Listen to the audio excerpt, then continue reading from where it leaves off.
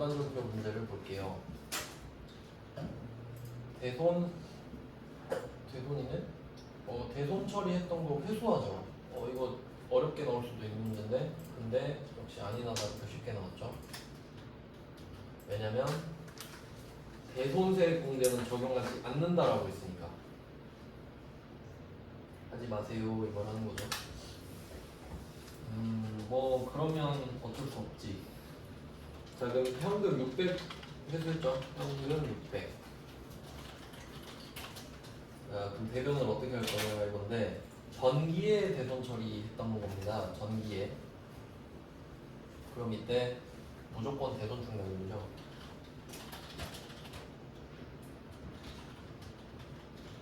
자, 300이네. 600 중 절반이니까 300.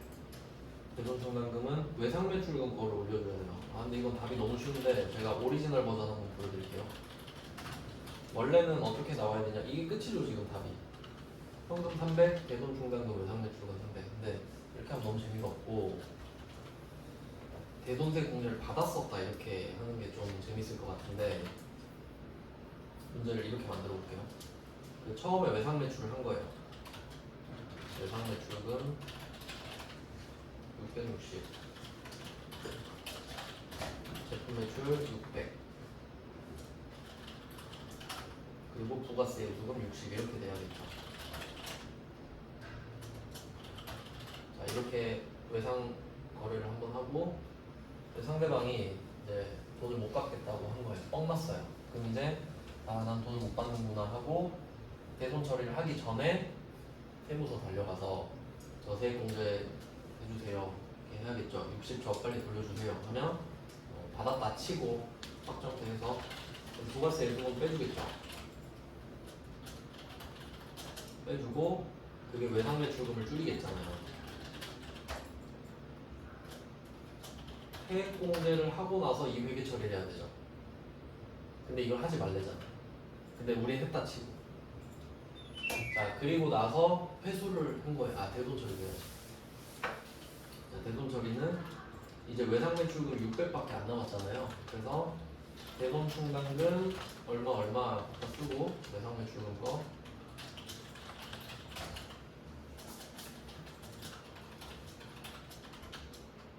그리고 외상 매출금 600 털고 부족한 게 있다면 대손상각비가 들어갈 거다. 이 정도가 떠올라야 돼, 머릿속에. 왜냐면 어렵게 될 수도 있으니까. 자, 그럼 이것까지 지금 진행이 된 거예요. 여기까지 이미 됐어. 그럼 우리는 지금 회계처리 다 했죠. 660 받은 거에 대해서, 그러니까 외상 매출금 660에 대해서 60은 세무서 가서 빼달라 그랬고 600은 내가 잘못했으니까 커버 치고, 그럼 660 다 털었잖아요. 자, 근데 얘가 생각도 못했는데 돈을 갖고 온 거지. 근데 지금은 부가세가 없다 그랬잖아요. 근데 전 부가세 넣었죠. 그럼 여기서 절반 갖고 오면 얼마예요? 330이지. 330. 죄송한데 일단 330부터 드릴게요. 뭐 이런 상황이죠. 그래도 뭐 기특하죠. 자, 근데 이게 전기였죠. 대손 처리한 게. 그러면 이미 작년에 한 건 끝나버렸어. 그래서 작년 거를 고쳐주진 못해요. 그래서 방법이 대손 충당금을 채우는 거였는데, 자, 이때 순서가 있었죠. 첫 번째, 대손세 공제를 받았냐? 세액 공제를 받았으면 부가세 예수금 냈던 거를 돌려받은 꼴이기 때문에 다시 토해내야 되죠. 세액 공제를 받았었다고 하면 부가세 예수금이 생기는 겁니다. 30만 원 비례해서 생기겠죠. 갑자기 60이 생기진 않을 거예요. 자, 이렇게 하고 1번 하고 그 다음에 나머지는 전기 이전이잖아요. 그럼 대손 충당금 외상 매출금. 왜냐면 작년에 이것도 썼으니까 이걸로 그냥 대충 충전해줄게 이런 느낌으로 가는 거죠. 저라면 이렇게 되죠. 외상 매출금 660 해놓고 대손세 공제를 받았다 하면 답이 이렇게 되거든요. 이것도 당연히 푸실 수 있어야 됩니다. 그러니까 출제자는 이거 내려 하다가 됐다 뭐 무슨 부귀영화를 누리려고 하고 그냥 이렇게 낸 거겠지. 근데 실제로는 대손세 공제 거의 받을 거 아니에요. 여기까지 알아두시면 좋겠습니다. 이제 세무 2급이 답이 진짜 회계 1급과 차이가 없네요. 자, 1번은 회수를 보았고요. 난 2번. 2번은 단기매매증권이 나왔네. 아 그래도 다행히 수수료가 나왔네요. 자, 수수료 엄청 좋아하죠. 자, 단기 보유 목적의 상장 주식. 그럼 이거는 단기매매증권이라고 결론을 내리셔야 되고, 주당 10,000원에 매입을 하고 수수료 이거 사는 거구나. 사는 걸 왜 여기 내지? 단기매매증권 500만 원. 보통일은 처분인 줄 알고 좋아했네. 900번 수수료비요.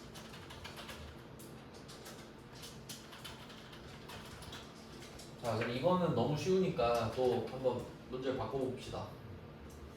문제를 바꿔볼게요. 코스닥 상장 주식인 에코전자의 주식을 장기 보유 목적으로 샀다. 그렇게 나올 수 있죠? 그럼 답이 매도 가능 물건인데 숫자 큰 거. 장기니까. 그리고 금액은 505만 원.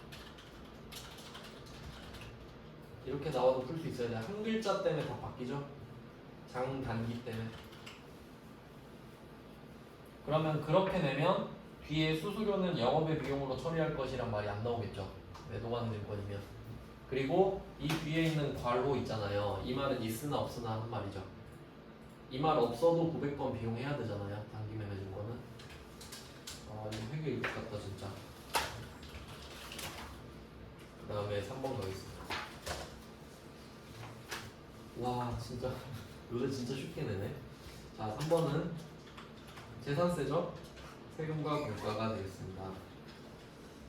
영업부권은 800번 해주시고,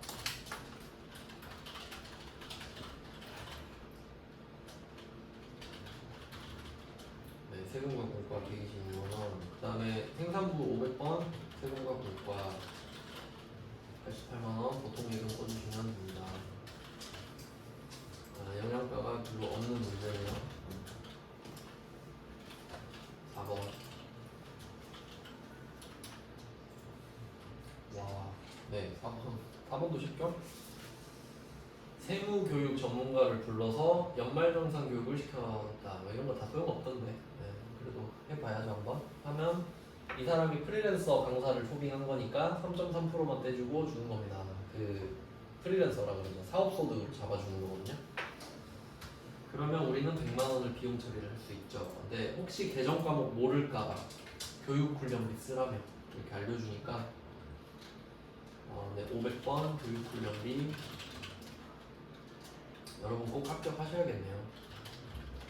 진짜 쉽게 나오네. 예수금 33,000원. 그러니까 이게 우리 직원한테는 예수금이 더 크죠. 4대 보험도 들어가 있으니까. 그 소득세, 지방소득세도 있고. 근데 이 프리랜서 사업소득자 같은 경우는 3%가 국세, 0.3이 지방세 이것만 되거든요. 그러니까 그냥 3.3%로 끝나지. 이거 현금으로 그냥 줘버리면 비용 처리를 못 하거든요. 그래서 3.3%를 떼줬다는 증거를 남겨야 나중에 비용 처리가 돼요. 그런 것까지 아시면 좋겠고. 그 다음에 5번. 정기예금 그나마 낫네 이거는. 회계 1급에도 이 정도 내던데 이자 받은 거죠. 만기가 도래해서. 그럼 이때 통장 이름이 정기예금이거든요. 그러니까 요거는 어떻게 원래 갔을 거냐면, 여러분이 처음에 정기예금 가입하면 정기예금은 그냥 목돈을 때려 박는 거죠. 1,000만 원을 집어넣었어요. 어디서? 보통예금에서. 입출금 통장에서 집어넣잖아요. 근데 만기가 온 거예요 이제. 그러면 보통예금으로 리턴 되는 거죠. 그럼 이때는 원금과 이자를 꼭 구분해서 쓰세요. 그럼 일단 1,000만 원 다시 복구시키고 정기예금 없애면 여기까지 하면 본전치기 됐죠. 자, 이렇게 하고 이자를 따로 하시라고. 그래야 쉬우니까. 자, 그러면 이때 이자 40만 원이 들어오니까 그럼 이자 40만 원은 이제 그러니까 수득이 되죠, 수득. 그러니까 이 1,000만 원은 갔다가 돌아오는 거니까 절대 소득이 아닙니다. 그러니까 여기에 대해선 세금을 매기지 않지. 근데 40만 원이 꽁돈이잖아요. 거기에 부가세를 떼겠다 이 말이죠. 그래서 우리는 여기서 61,600원을 못 받죠. 은행이 떼버리니까 15.4%입니다. 이거 퍼센트로 알려줄 때도 있어요. 그럼 15.4% 곱하셔야 되니까 0.154. 근데 퍼센트 알려주는 게 맞긴 맞지 원래는. 아 근데 은행이 뗐으니까 상관없겠다. 그럼 이때 61,600원 빼고 들어오죠. 근데 저는 밑에 선납세금을 먼저 적을게요. 선납세금이 61,600원이다. 그럼 우리는 내기 싫었는데 쟤가 내줘버리잖아요. 그럼 내가 낸 게 되니까 선납세금이죠. 12월 31일 이전에 낸 법인세는 다 선납세금이다. 자 그럼 이렇게 먼저 세팅을 하고, 근데 이 뒤에 보면 이자 수익 있잖아요. 이자 수익 40만원. 그럼 우리는 40만원을 수익으로 인식하죠. 40만원 받네 하고, 근데 61,600원이 안 들어오니까 이걸 빼고 나머지 금액만 보통요금에 추가하면 되죠. 이게 답인데, 그래서 저는 이 순서를 어떻게 적을 거냐면요. 일단 정기예금 이거 1번 적고, 그 다음에 이자 수익 2번을 적어서 맥시멈을 세팅해요. 그럼 총 1,040 맞지? 원금 1,000, 이자 40. 그러니까 대변을 깔끔하게 이렇게 먼저 써줘요. 1번, 2번. 그리고 나서 선납세금을 3번으로 쓰는 거야. 알려줬으니까. 안 알려줘도 찾아서 적으셔야 돼요. 그럼 이거를 3번을 딱 쓰고 마지막에 보통예금을 입력하는 순간 금액이 알아서 나오죠. 이걸 최대한 활용하셔야 된다고. 근데 이거 안 하면 또 내가 구하고 있고 그러고 있겠죠.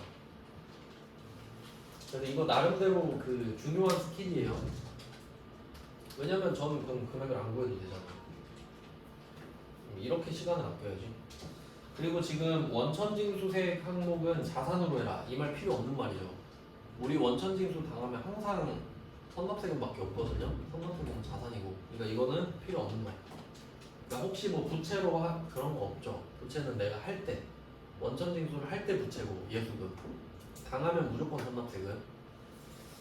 자 이렇게 하면 일반 정도까지 해놓고, 네, 내일 그 메인 매출 점포랑 결산이랑 이론 이렇게 하고 끝나는 대로 끝내겠습니다. 네, 전산생은 2급 104회 이어서 보겠습니다. 일반 점포까지만 했죠.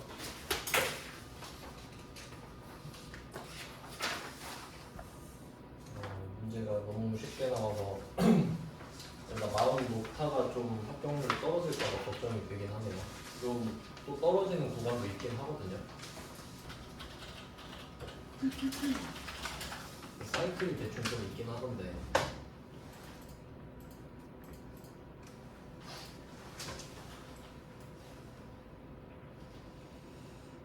그런 시기가 있었단 말이죠. 이런 구간이 있었단 말이에요.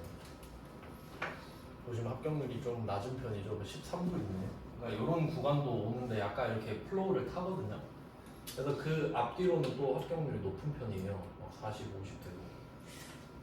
그래서 이 구간이 끝나고 다시 내려가는 구간일 수도 있잖아요. 지금 보니까 43, 44, 50 찍고 다시 내려왔죠. 이제 30%로 다시 내려갈 때 안 됐나?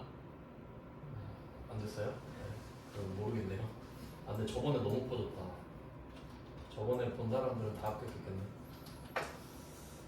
네 그렇습니다. 그러니까 너무 방심하지 말라는 거지. 그러니까 기본 문제는 다 챙겨 가시되 시험 보기 전에는 합격률이 좀 낮은 회차도 한번 보고 가시라고요. 너무 방심하지 말라고. 왜냐면 얘네들 마음이거든요. 그냥 떨어져라 하면 다 어렵게 될 수 있어요. 그러니까 한 35% 정도로 기준을 잡으시는 게 좋다는 거지. 최근 게 너무 쉽잖아요 지금. 그러니까 지금 막 풀만하네 합격하겠네 이러면 안 돼요. 꼭 그 시험 보기 전에 어려운 것도 하나 푸세요. 그래야 긴장감 유지가 돼요. 지금 너무 쉽잖아요. 40%랑 한 그래도 33%이 정도는 보고 가셔야 되지 않겠어요? 그거는 뭐 본인이 알아서 하시고. 자 그럼 한번 문제를 풀어봅시다.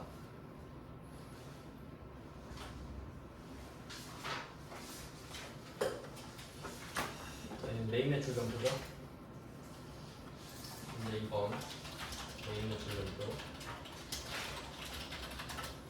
자 1번은 토지 정지 비용이네요. 이거 제가 제가 엄청 강조하는 내용이죠. 토지 정지 비용. 근데 여기서 공장 건물을 신축하기 위한 토지를 샀다 이렇게 돼 있기 때문에 내용을 분석해 보면 지금 건물이랑 토지를 일괄시켰겠죠. 건물과 토지를 같이 샀는데 이거 이런 얘기는 없구나. 그냥 토지를 샀어요. 토지를 샀는데 네, 이 땅이 약간 울퉁불퉁한 거예요. 그러니까 건물이 없더라도 땅이 약간 울퉁불퉁할 수 있죠. 그러니까 여기다가 정지를 하는 거죠. 정지는 땅을 평평하게 하는 겁니다. 그러면 이때 부가가치세가 붙을 텐데 이것도 굉장히 돈이 많이 들어요.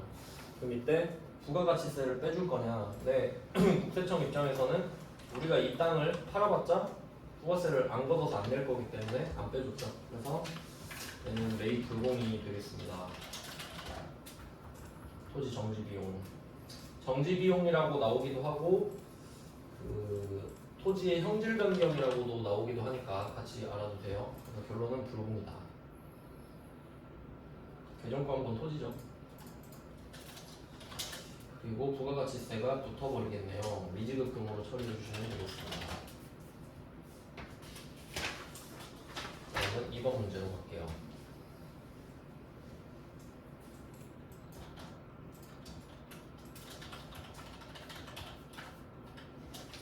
이번 문제는 레고 문구 일반과 대자입니다.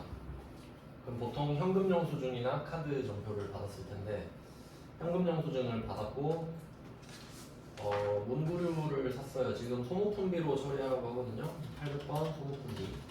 유형은 매입 카바가 되겠죠. 매입 카바. 800번 소모품비. 현과 해. 현과. 현금 영수증 과세니까 현과 포켓 그리고 대변은 현금입니다. 이렇게 해주시면 되고 그리고 만약에 이 상태에서 이 안에 있는 내용이 접대다라고 하면 일반 전표로 가겠죠. 접대비로 바뀌면서 여기까지 확인하시고 그다음에 3번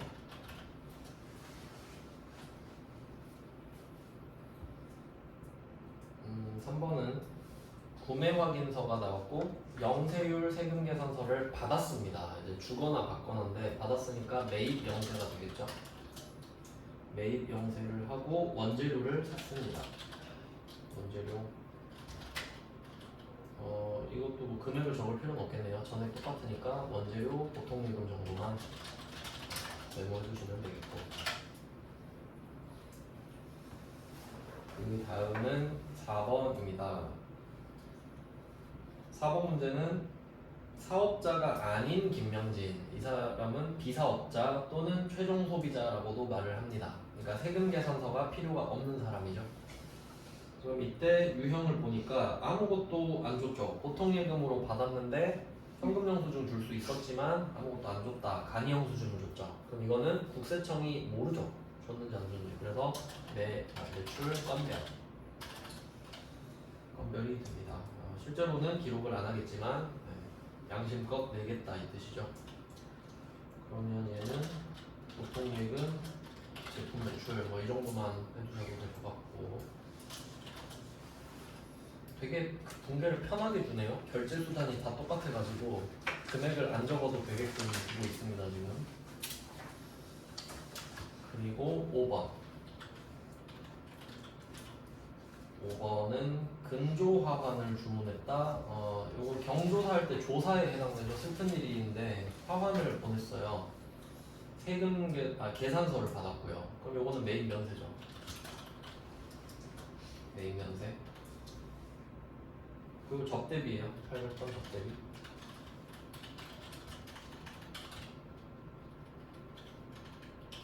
이렇게 쉽게 내도 되나? 미지급금. 외상미수금 써있으니까 미지급금 써주시고요. 이렇게 쉽게 냈다고? 그럼 이게 방금 제가 전산회계 1급도 봤는데 겹치는 게 1번 매입 불공.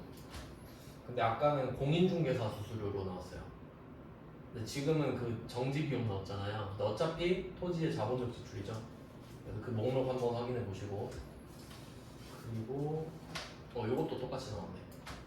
그때는 접대였는데 이것도 접대 맞죠? 면세 접대 회계 1급도 나왔거든요. 그러니까 출제자가 내고 싶은 거는 그러니까 결국은 불공개에 관련된 거라고 보시면 되겠습니다. 해결 이렇게 더 어려운 것 같아요. 지금 104회는.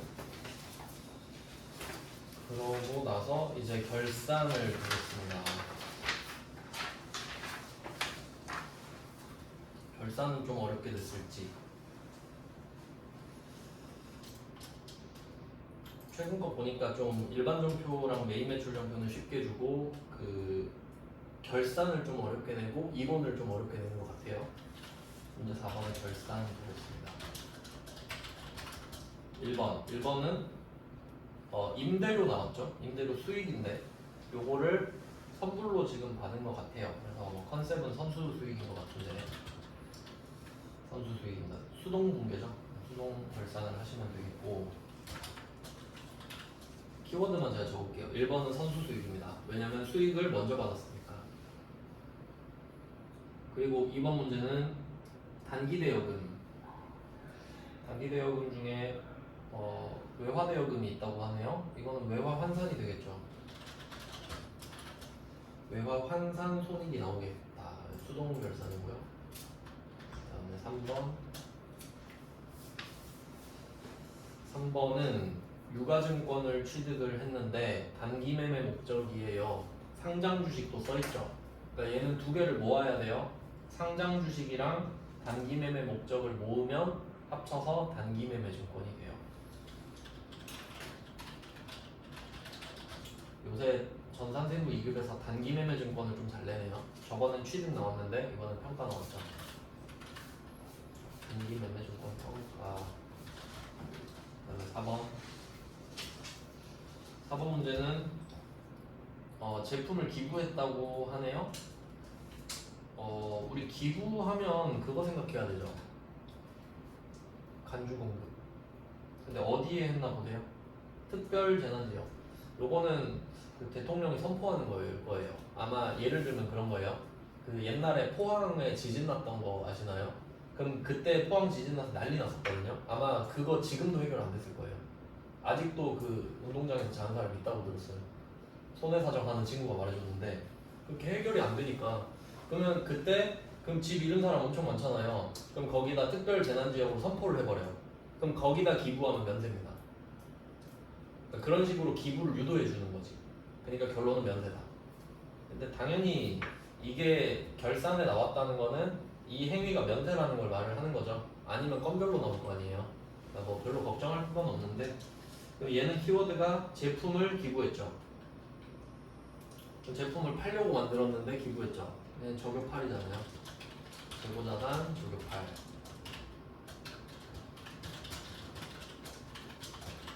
느낌이 올수동인가 지금? 앞에 문제를 쉽게 냈다고? 이거 5번은 자동이네요. 이거 감가상각이니까. 5번은 유형자산 감가상각이 되겠습니다.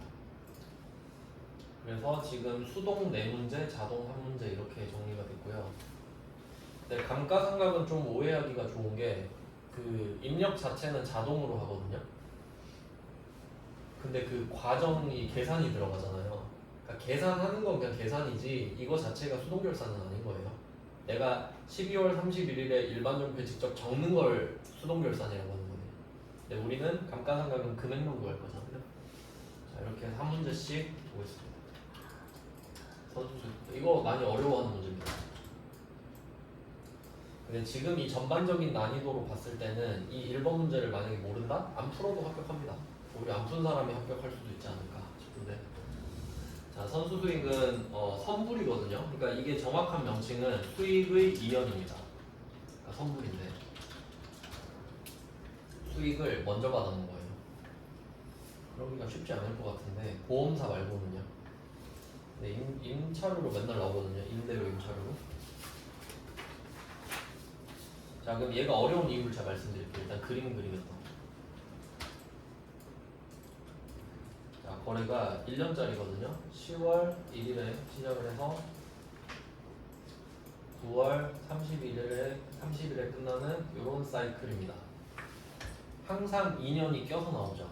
요거 발생과 이연, 선불, 후불 할 때는 이렇게 나오는데 그럼 결산을 몇 번 하는지 생각해 볼게요.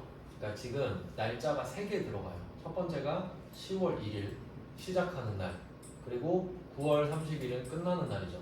그리고 이 안에 12월 31일은 원래 하는 거죠. 그래서 날짜가 3개 나오거든요. 근데 왜 선불이 어렵냐 하면 후불은 10월 1일은 회계 처리를 안 해요. 후불이잖아요. 나중에 결제한 다음에 그럼 10월 1일은 안 하죠. 그리고 12월 31일은 하죠, 당연히. 이거 무조건 하는 거예요, 결산 때는. 그리고 마지막 날 하겠죠, 결제를 할 테니까. 그러니까 후불은 기본적으로 3개 중에 뒤에 2개만 해요. 그러니까 비교적 쉽거든요. 근데 선불은 선불이잖아. 그럼 얘도 하고 이렇게 돼. 3개가 세트니까 더 어려워져. 그리고 후불 같은 경우는 이미 지난 후에 따라가는 회계 처리를 하잖아요. 이미 12월 31일까지 지나놓고 얼마나 지났지? 이런 느낌이죠. 근데 선불은 일단 질러놓고 12월 31일에 또 하기 때문에 그게 문제예요. 처음에 바로 적어야 되기 때문에 선택권이 주어져요. 그러니까 후불은 첫날에 안 하잖아요. 그럼 내가 안 하니까 아무것도 없지, 선택권도. 하질 않으니까. 근데 선불은 첫날에 회계 처리를 해야 되죠, 선불이니까. 그럼 그걸 내가 수익으로 적을지 부채로 적을지를 고를 수 있다고. 그게 문제라는 거예요. 그래서 결론은 선불은 어렵다. 이때 선수수익은 부채잖아요. 요거랑 대응되는 수익이 뭐냐 하면 그게 임대료겠죠. 이렇게 하시면 돼요. 그러니까 이 둘 중에 아무거나 시작할 수 있어요, 우린. 둘 다 해볼게요. 나머지 너무 쉬우니까 문제가. 이런 거라도 물고 늘어져야지. 그럼 처음에 10월 1일 회계 처리해볼게요. 10월 1일. 그럼 이때 뭘로 회계 처리했나 보세요. 2,400을 한 방에 받았어요. 깔세로 쫙 받은 거예요. 한 달에 200씩. 싸게 해줄게 줘 대신에. 이때 일시에 수령을 하고 전액을 영업의 수익으로 처리했다. 뭘로 시작했죠? 임대료. 이거 회계할 줄 모르는 애예요. 임대료 2,400. 그럼 이거랑 반대로 제가 그 유형자산 여긴 안 했나? 유형자산 할 때 말하는 게 있는데 그 자동차 보험료 있잖아요. 그럼 이거랑 반대로 생각해 보세요. 지금 우리가 임대료를 1년치를 한 방에 싹 받고 임대료를 쓴 거예요, 수익으로. 근데 반대로 자동차 보험료 같은 경우를 1년치를 한 번에 내잖아요. 그럼 그걸 보험료로 딱 써버리면 그 회계할 줄 모르는 애라는 거죠. 왜? 우리 그 발생주의 아닙니까? 임대료 이거 잘못 썼네. 네, 임대료 2,400을 인식하려면 그 12개월이 지나야 되죠. 요거는 뭘로 받았는지 모르는데 현금으로 그냥 할게요. 현금으로 하고 임대료라고 하겠습니다.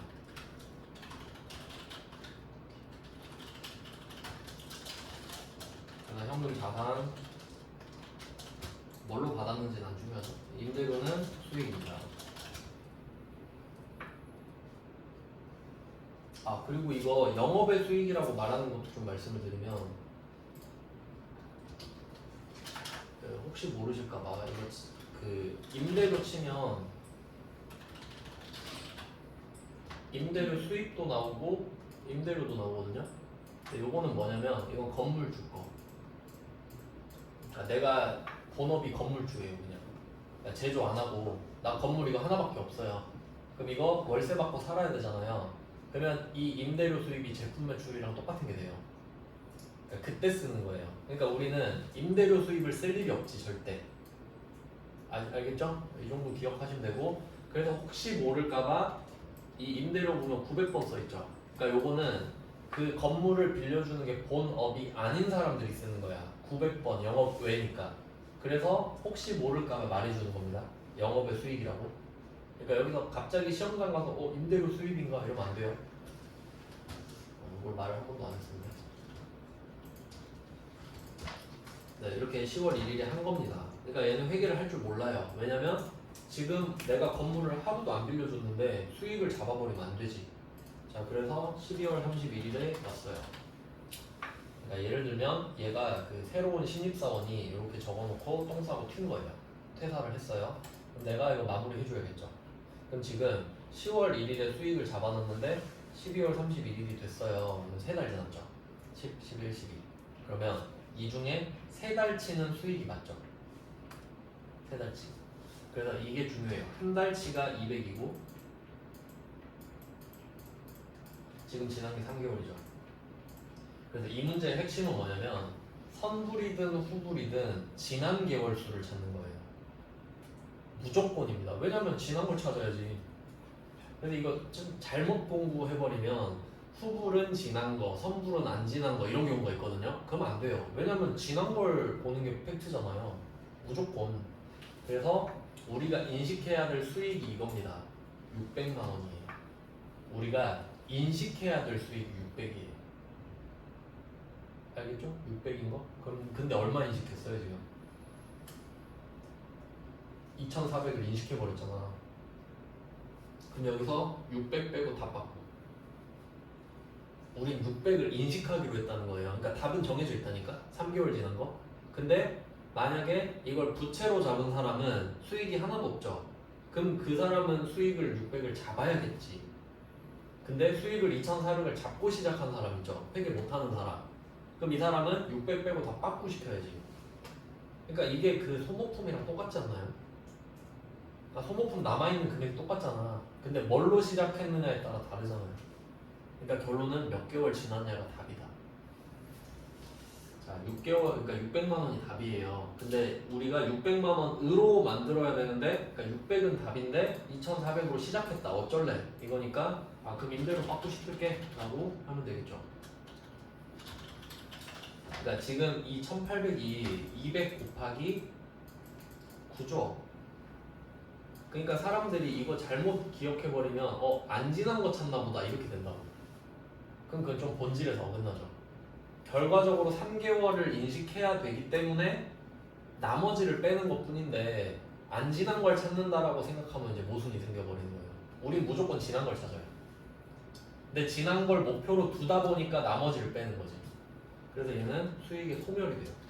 고칠 때만 쓴다 그랬죠. 수익과 비용의 소멸은. 개념 자체가 성립이 안 되기 때문에. 그래서 지금 회계를 잘못 처리했으니까 정정하는 거예요. 얘는 잘못된 걸 고쳐준 거지. 자, 그러면 이 1,800은 어떻게 하냐? 먼저 받은 돈이죠. 그러니까 원래는 지금 지난 게 3개월이니까 600만 원만 받아야 받잖아요. 그럼 1,800을 미리 받아버리게 됐지. 그게 선수. 내년 건데 미리 받았네? 이런 느낌이니까. 그래서 부채가 돼요. 네, 이렇게. 이게 답이에요.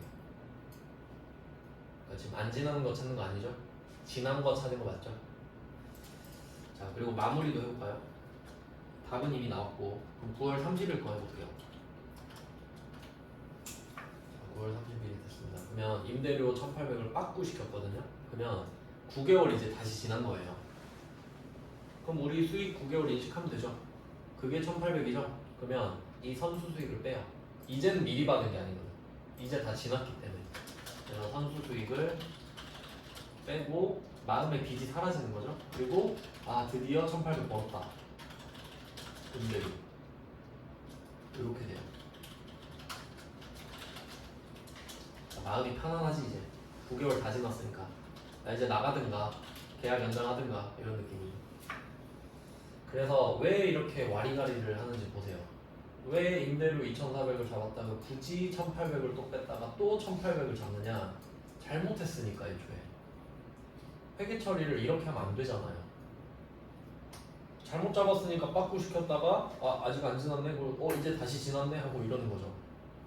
그러니까 수익이랑 비용으로 시작하면은 잘못된 거기 때문에 불편해요. 자, 일단 이렇게 되고 그러면 정상적인 회계 처리. 그러니까 만약에 누가 나한테 이거 시키면은 저는 임대료로 안 적겠죠. 선수 수익으로 적지. 자, 한번 넘겨볼게요. 이번에는 다른 버전. 그러니까 지금 수령하고 전액을 영업의 수익으로 처리하였다 돼 있죠. 근데 이거를 부채로 처리하였다 버전인 거예요.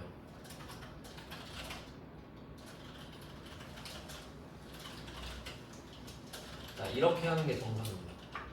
그럼 이걸 적용하는 사례를 말씀드릴게요. 이 학원도 그럴 거야. 이 학원도 여러분한테 수강료 결제 딱 하잖아요. 바로 부채예요.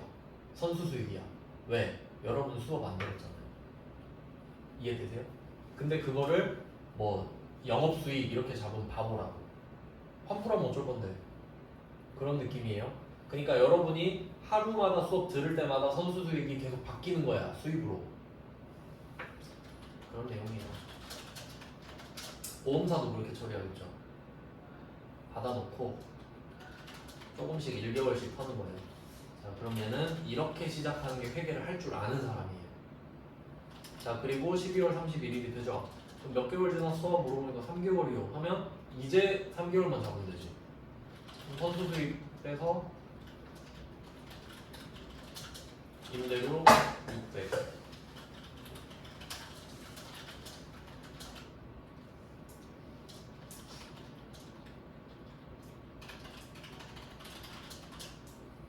이렇게 되죠. 얼마나 깔끔합니까? 그러니까 처음에 수익을 인식하면 안 돼요. 우리는 해준 게 없기 때문에. 그러니까 3개월 지나서 해준 게 생겼을 때 회계 처리하잖아. 그러니까 아까는 12로 시작한 거예요. 12개월로. 근데 내가 3개월밖에 안 지났잖아요. 그러니까 12 빼기 9를 하는 거라고. 근데 지금은 0으로 시작했죠. 수익이 없잖아. 처음에. 그러니까 0으로 시작했으니까 3을 더하는 거라고요. 그러니까 결과는 3이야. 이해되시나요? 그러니까 우리는 3개월이 지났으니까 3개월이 답이라고. 근데 시작을 어떻게 했느냐에 따라 다르죠. 그 다음에 자, 이게 또 중요한 포인트인데, 그럼 내년 9월 30일 되잖아요. 그럼 이때 회계 처리를 생각해보세요.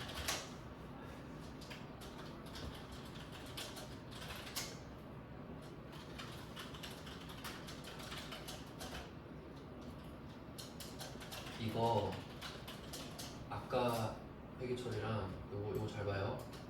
차변에 선수 수익 1800, 임대료 1800이죠.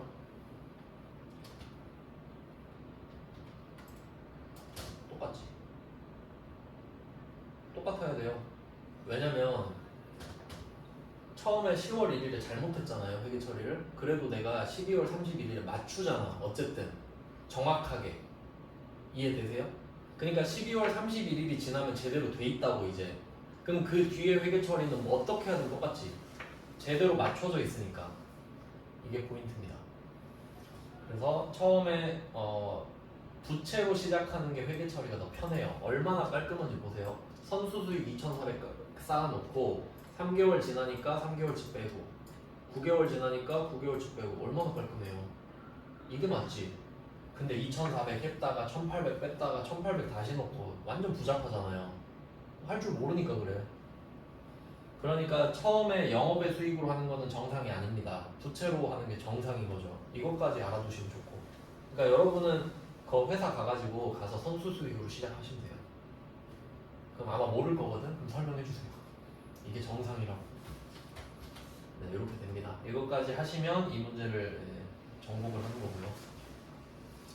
해설이 제대로 안 나와 있어서 다 풀어드렸습니다. 그 다음에 2번 갈게요. 외화 환산. 외화 환산도 뭐 꾸준히 나오는 주제인데 별로 그렇게 어렵진 않죠. 여기서 하셔야 될 거는 뭐냐면, 요건 그래도 조금 괜찮은 문제네. 제가 외화 문제를 풀 때는 어떻게 풀라고 했었냐면 박스를 3개를 그리라고 했었어요. 항상. 색깔 다르게 해볼게요.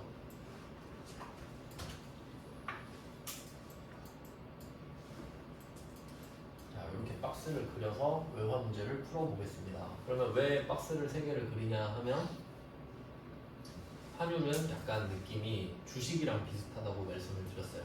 그러니까 얼마짜리 몇 주 샀어?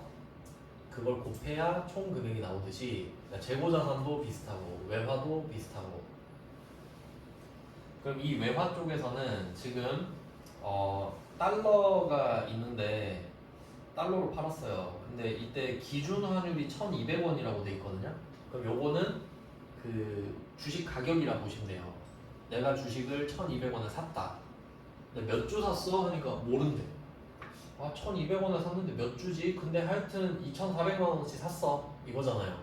그러면 이걸 가지고 몇 주 샀는지를 찾으라는 거야. 그럼 이때 몇 주를 샀는지는 안 바뀌죠. 근데 가격은 바뀌죠. 그래서 제가 안 바뀌는 건 빨간색, 바뀌는 건 파란색에 적을 거거든요. 그럼 이때 바뀔 수도 있는 게 1,200원이잖아요. 그러니까 주식을 1,200원에 샀던 거야. 그게 환율의 개념이라는 거죠. 그럼 내가 이거를 1,200원에 샀는데 얼마가 될지 몰라. 근데 어쨌든 내가 총 샀던 금액이 2,400이 돼.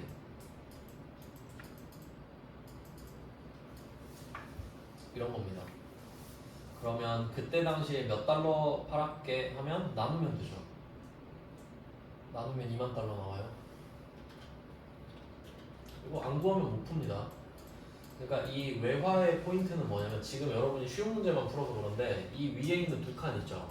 이 두 칸을 알아야 환율 문제 풀 수 있습니다. 그러니까 일부러 빨간색이나 파란색을 안 줘요. 찾아내라 이거지. 나누기를 해서. 근데 만약에 어떤 착한 출제자는 이렇게 될 거예요. 2만 달러어치를 그때 당시 환율 1,200원에 팔았다. 그럼 위에 거 두 개를 다 알려줘 버리죠. 그럼 우리가 이 두 개를 곱해서 밑에 2,400을 구할 필요는 없어요. 위에 두 개만 알면 되거든. 그러니까 반드시 이런 식으로 줄 거라는 거예요. 빨간색이나 파란색을 구할 수 있게끔. 그래서 우리는 이 2만 달러를 구했죠.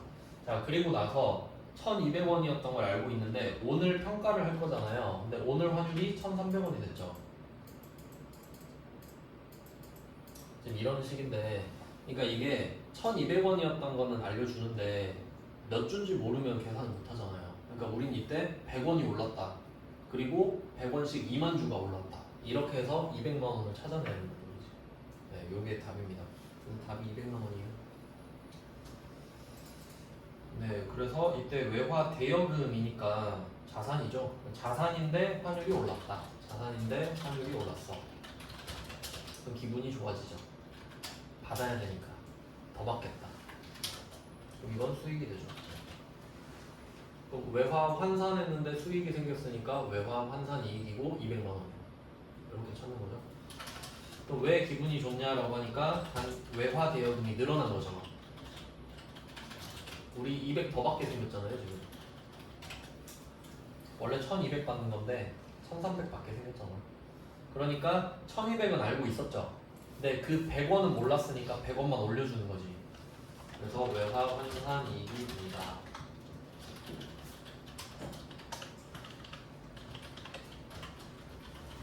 네, LPL 쓰고 네, 이렇게 하면 되죠. 자산 증가 수익 발생.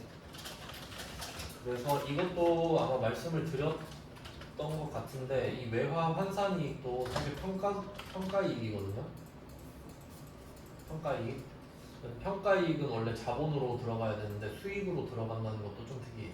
그래서 평가를 수익으로 잡는 게 두 개 있죠. 단기 매매 증권, 그 다음에 외화 이렇게 두 개 알아두시면 좋고요. 이론으로 낼 수 있죠. 자, 이렇게 해서 2번도 봤고요. 그 다음에 3번 단기 매매 증권 평가. 이건 뭐 꿀 문제죠. 3,000원에 샀는데 2,500 됐다? 그럼 방금이랑 똑같지 않나요? 방금 100원 올랐잖아요. 100원 올랐는데 2만 달러였죠. 그러니까 100 곱하기 2만 했잖아요. 아까. 근데 지금은 500원 떨어졌죠. 그럼 마이너스 500 곱하기 8,000. 완전 똑같죠. 그래서 주식이랑 외화는 같다고 보시면 돼요. 평가가 수익 비용인 것도 똑같잖아요.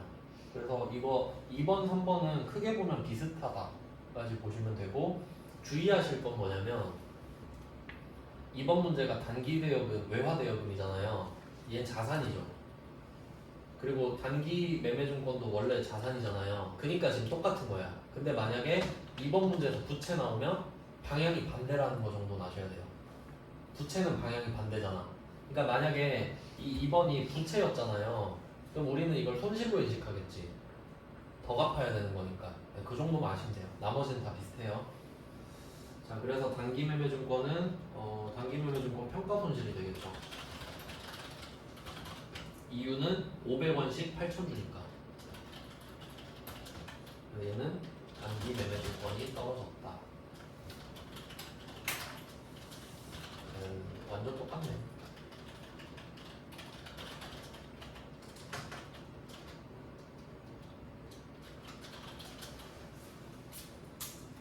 그 다음에 4번. 요거는 보통 일반전표에서 많이 내는데 그냥 이걸 12월 31일로 내면 그냥 결산 문제가 되는 거죠. 그러니까 요거는 차이가 뭐냐면 그 기부를 한 당시에 바로 적으면 일반전표에 나오고 했는데 까먹고 있다가 12월 31일에 왜 없지? 아 그때 기부했구나 하면 12월 31일 문제예요. 그러니까 사실 차이가 없죠. 자 기부금 갑니다. 기부금 1500, 제품 1500, 적용할.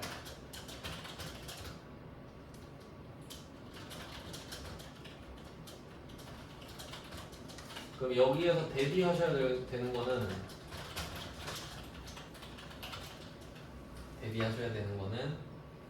그 여기에서 제품이 1,500만 원이라고 돼 있잖아요. 이거 원가죠. 근데 여기다가 원가 1,500, 시가 2,000 이렇게 쓰면 그래도 조금 헷갈리겠죠. 네, 한 개만 쓰면 당연히 1,500 쓰겠지. 그래서 제가 보여드렸던 문제에 그런 거 있어요. 제조 원가 1,500, 시가 2,000 이런 문제 있단 말이에요. 시가 쓰는 거 아니죠? 근데 이게 만약에 요거까지 비교를 해드리면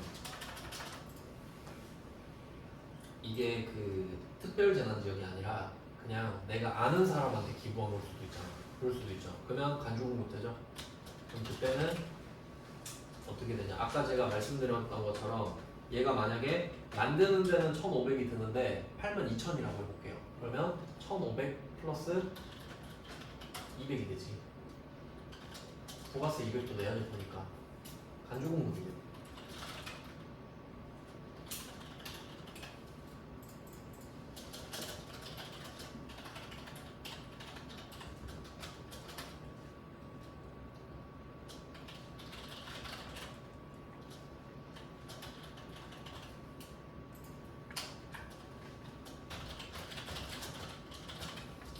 이렇게도 여러분 수준에선 이거 나올 수 있죠. 전 선생님 2급에서 간주공급은 낼 수 있기 때문에 이것까지 아셔야 됩니다. 그러니까 지금은 간주공급이 아닌 기부인 거고 간주공급인 기부가 되면 어떨지 모르지만 어쨌든 계정 과목은 안 바뀌지만 금액이 200이 늘어난다는 소리죠. 왜? 2,000에 너 원래 그거 2,000에 파는 거 아니야? 200 갖고 와 이럴 거잖아요. 그러니까 예수금 200이 늘면서 그것까지 기부한 게 되지 우리 입장에서. 어차피 200 손실이잖아요 우리 입장에서는. 그러니까 그 기부금에 더해버리는 거지. 어차피 못 돌려받잖아요. 이렇게 나올 수도 있겠다라고 생각하셔야 됩니다. 지금 문제가 너무 쉬우니까 어려운 버전도 같이 말씀을 드리는 겁니다. 참고하시고 이제 5번 감가상각하고 좀 쉬다가 이제 이론하고 끝내겠습니다. 자, 감가상각으로 가볼게요. 감가상각 방법 보시면 돼요. 정액법이죠. 자, 정액법의 공식을 한번 볼게요. 정액법 공식은 추구원가 빼기 잔존가치 나누기 내용연수입니다. 취득원가에서 잔존가치를 빼고 내용연수로 나누자 이렇게 하면 답이 나오는데 그냥 넣을게요. 자, 취득원가가 5천만 원이고 잔존가치가 0원, 내용연수는 5년이거든요. 그럼 이게 단순하게 1년짜리 감가상각비를 말을 하는데 자, 정액법 같은 경우는 취득 연도가 중요해요. 근데 이때가 104회니까 아마 2002년일 거거든요. 뭐 그때 2002년이에요 이때. 그럼 2002년이면 감가상각을 할 때 1년을 다 쓰죠. 그러니까 지금 21년이면 7월 1일에 산 거잖아요. 그럼 6개월치밖에 안 하죠. 근데 2022년이 되면 1월 1일부터 12월 31일까지 꽉 채워서 썼을 거 아니에요. 그러니까 얘는 12 곱하기 12란 소리죠. 항상 개월수 체크하셔야 됩니다. 그러니까 지금 이 문제가 2021년으로 나왔던 거면 12 곱하기 6을 하잖아요. 6개월만 쓴 거니까. 그리고 디테일까지 살려보면 지금 7월 1일로 돼 있는데 만약에 7월 27일이다 이러면 7월 27일이다. 그래도 똑같죠. 12분의 6. 하루만 써도 한 달을 쓰는 걸로 보기 때문에. 그리고 마지막 개월은 안 잡고 하니까 그것까지 알아두시면 돼요. 정률법으로는 그렇게 장난을 못 치니까 정액법만 이렇게 할 수 있거든요. 자, 그러면 얘는 자동결산에 1000만원 적으시면 되겠죠. 이거는 그냥 위치 한번 보면은 일반전표는 그냥 위치 아시니까 일반전표에 결산자료 입력가서 이때 차량 운반부가 영업부 거죠. 그러면 쭉 내려가서 800번 감가상각 찾으셔야 됩니다. 감가상각도 두 개 있잖아요. 그럼 800번 감가상각비에서 차량 운반부 여기다가 1000을 적어주시면 됩니다. 2021년에는 500을 적었겠죠. 22년은 1000만원, 23년도 1000만원 이렇게 가겠죠. 자, 이렇게 해서 점수 추가를 하시면 됩니다. 네, 이렇게 해놓고 좀 쉬다가 이제 이론만 하고 끝내겠습니다.